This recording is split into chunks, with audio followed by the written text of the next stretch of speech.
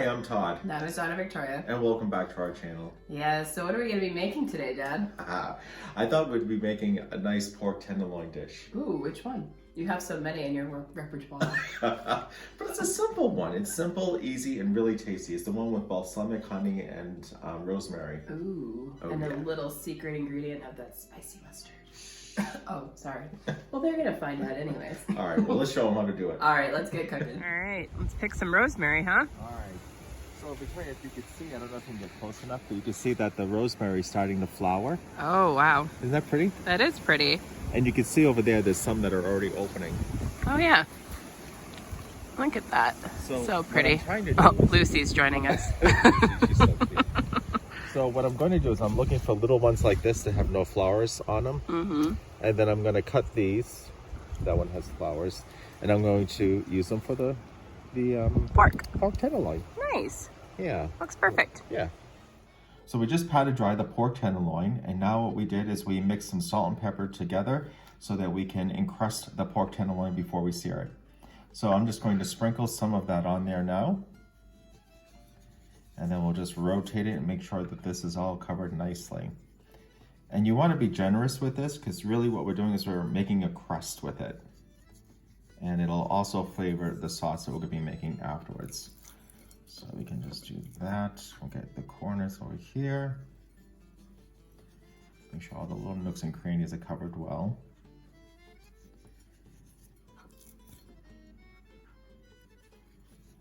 Just like that.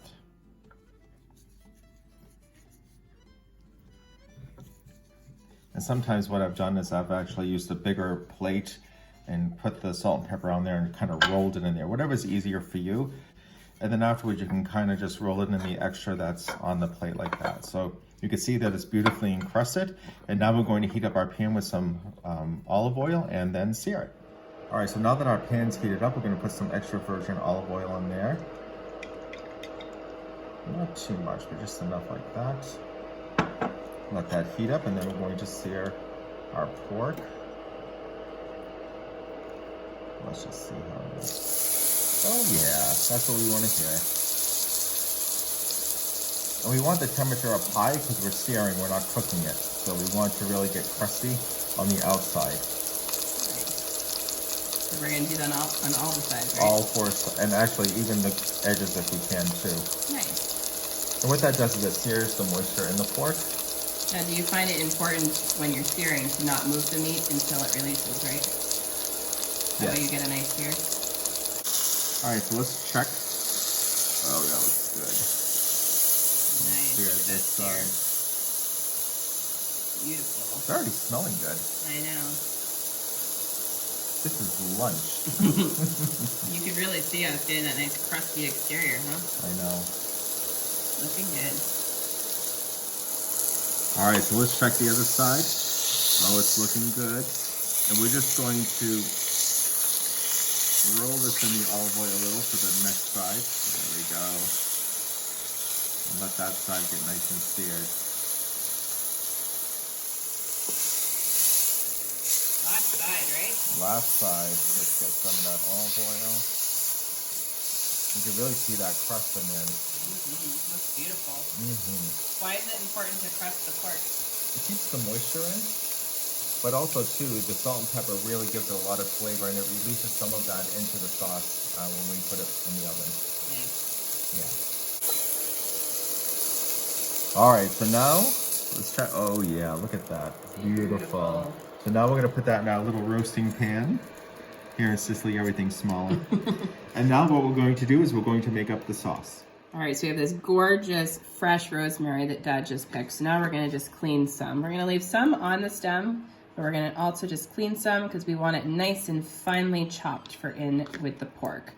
So this, you're just gonna simply grab it, hold on, and slide right down, and you see it all comes off beautifully. And you'll just repeat, so hold on to the end and slide down.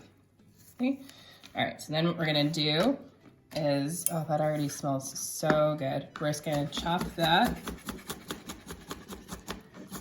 Just a warning, when you vigorously chop, it'll go flying. So, cup around. Okay, we'll just keep chopping this. And you can do it as fine as you like. We like it on the finer side, nice little pieces so you don't get a big chunks of rosemary. And it also releases those flavors in there. What do you think, Dad? Do you want it finer than that?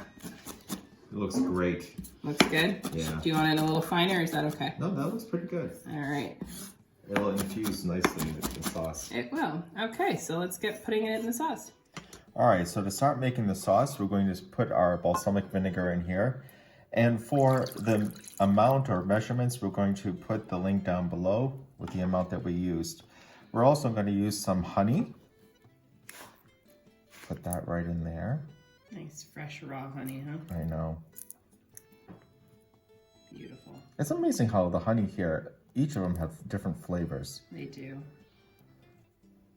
We thought this one would go nicely with the pork today. Okay. All right, so let's get the mustard. So we want a spicy mustard, like a Dijon for this. And now, Victoria, the rosemary that you worked so hard at chopping. Nice, put that right in there. That looks amazing. And then what you do is you just whisk it up nicely. Just combine all the ingredients. Yeah. And you can taste it a little bit if you want to change the amount of the mustard or the honey, or even add more rosemary. You can never go wrong with more rosemary, really. Yeah. So do it to taste. Yeah. All right, so now that we have the sauce all mixed up, we're just going to pour it right over there on top of the pork tenderloin, just like that. Beautiful. Doesn't that look yummy? Mm-hmm. Get all that yummy rosemary out. And then we're gonna put it in the oven. Looks beautiful. So we have our oven preheated to 350 degrees. We're gonna put it right in there. All right, so we're just gonna check the pork, see how it's doing. Looks beautiful. Doesn't that look good? I just like to turn it and rotate it as it's cooking. All right, you wanna put that meat thermometer in there and see where we are? Okay. Where do we want it to be? We want it to be at medium. Okay. So what temperature is that So reaching? we're gonna stop it at around 135 to let it Yeah, rest. there we go. And I'm gonna say we're not there yet. No. So we'll put them back in the oven. All right.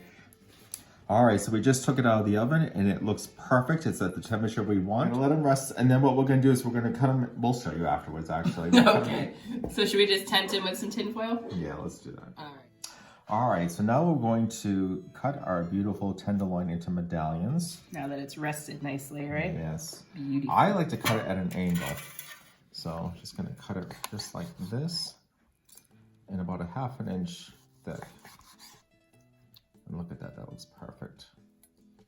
I see that's more of an inch. I was thinking, don't you cut hair? Do you need to get your comb? Oh, that looks beautiful. It does. The cook on that looks perfect.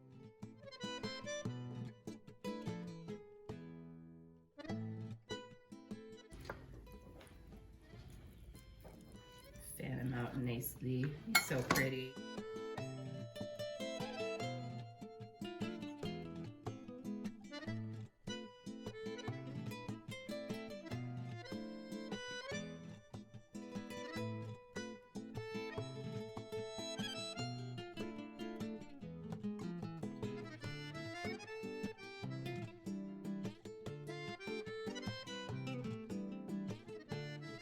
Oh, this smells so good. I can't wait to try it. You ready? I'm ready. All right. Look at you. You're always so prepared. Oh, it just... So good. And really easy, too. Super easy. And quick. It is quick. It doesn't take very long. But it doesn't look like that is quick or something that's easy to make. If you made this for a company, they'd think you slaved over it all day. It's so good. Exactly. And this would pair really well with like mashed potatoes. Broccoli. Yes, but the gravy would go really, it's so good. Oh, yum. I just want to keep eating it, but I guess we should stop, huh? We should. All right. We'll behave. We'll behave for now. But what we'll do, I guess, we'll share the recipe with you guys. So I'll put the recipe for you down below, and I'll show you how to access the link for that. As well as you'll notice below that, we also have the link for our patron sponsorship. We just want to say thank you in advance for that. And up soon, we're going to be having some really fun, different perks for our patron sponsors. So stay tuned for that. We like fun. We do. We like fun and we like perks. All right. So we'll say ciao for now. Ciao, ciao. Ciao. Ciao.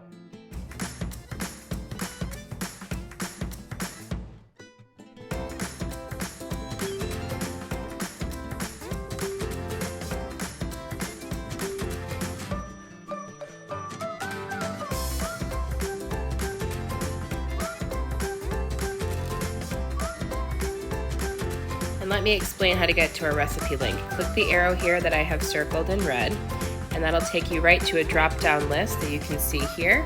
And just click right on the recipe there, and it'll bring you right to our recipe page where it's directly that recipe.